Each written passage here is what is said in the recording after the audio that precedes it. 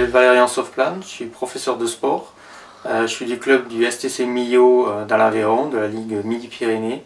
Les disciplines que je pratique sont la carabine 10 mètres, la carabine à 50 mètres où je tire 60 balles couchées de 3 positions, et également la carabine 300 mètres où je tire 60 balles couchées, 3 x 40 et les 3 x 20 standards. Mes principaux titres sont environ une trentaine de titres de championnat de France. J'ai été également plusieurs fois médaillé en championnat d'Europe, à la fois en individuel et par équipe.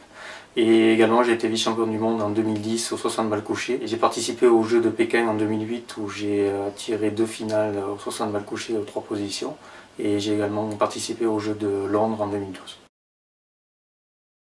Celui où il y aura le plus de changements, ce sera peut-être aux 3 positions où on va pouvoir, comme les filles, enchaîner les 3 positions. Et je pense qu'en soi cela sera vraiment une grosse évolution pour nous, puisqu'on n'aura pas à attendre que tout le monde finisse à la fin de chaque position. Après, que ce soit à 10 mètres ou au coucher, le fait qu'on tire les essais d'abord, puis après que tout le monde commence le match en même temps, oui, il y aura un petit temps d'adaptation, mais tirant déjà un petit peu en Allemagne, ce qu'on appelle la Bundesliga ou la Regional Liga, ça se passe déjà comme ça, et c'est un petit temps d'adaptation au début, mais après on s'y fait très vite et finalement c'était pas plus mal. Le fait qu'on remette à zéro, c'est vrai, en soi était peut-être quelque chose de très traumatisant pour certains tireurs, parce que difficile à accepter quand il y a une grosse perf qui est faite sur le match de qualification.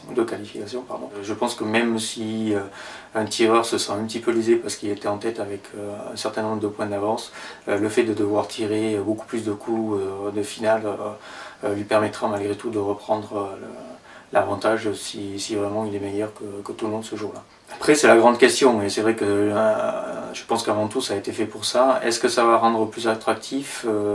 C'est difficile à dire pour l'instant. De toute façon, je pense qu'il fallait faire un changement, évoluer un petit peu à ce niveau-là, pour essayer de rendre un petit peu plus attrayant notre discipline. J'ai pas de critères particuliers, si ce n'est qu'il soit le plus précis possible, puisque on est avant tout un sport de précision. Donc à 10 mètres, je pense pas qu'il y ait vraiment de problème maintenant pour trouver des armes précises et des plans précis. Il suffit de faire des tests afin de trouver quelque chose d'un couple canon-munition intéressant. Après à 50 mètres, c'est vrai que c'est peut-être là où c'est plus délicat, où il y a une recherche qui doit être faite un petit peu plus en profondeur. Mais encore une fois, j'ai pas de critères bien précis, si ce n'est que ce soit une arme qui soit précise avec des munitions de qualité. J'ai un mode de test qui est un petit peu particulier, avec une carabine qui est un petit peu particulière, où les changements de canon se font pas aussi facilement que sur d'autres carabines. Les tests, je les fais par moi-même, avec la chance de pouvoir les faire directement à l'usine. Enfin, ma façon de tester, et également surtout liée à la spécificité de mon arme, fait que c'est un peu plus délicat que tester une carabine traditionnelle. Pour l'instant, je dirais, avant de parler de l'Olympiade, bien sûr, l'objectif après sera Rio en 2016. Dans un premier temps, ça sera d'abord cette année les championnats d'Europe.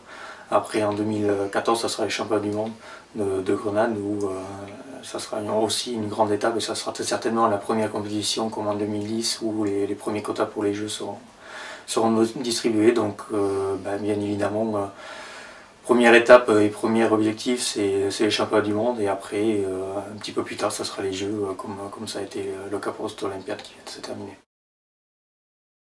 Question assez délicate, je dirais avant tout du plaisir, sinon je la pratiquerai pas, même si parfois il y a des moments de frustration, parce que c'est aussi peut-être une discipline de frustration quand on n'arrive pas vraiment à sortir le meilleur de soi-même. Je pense que tout sport de haut niveau, de toute façon, apprend à gérer un peu plus le stress que le commun du mortel, parce qu'on est confronté à ça. Mais avant tout, c'est du plaisir, et puis le plaisir de pousser un petit peu plus à chaque fois ses limites.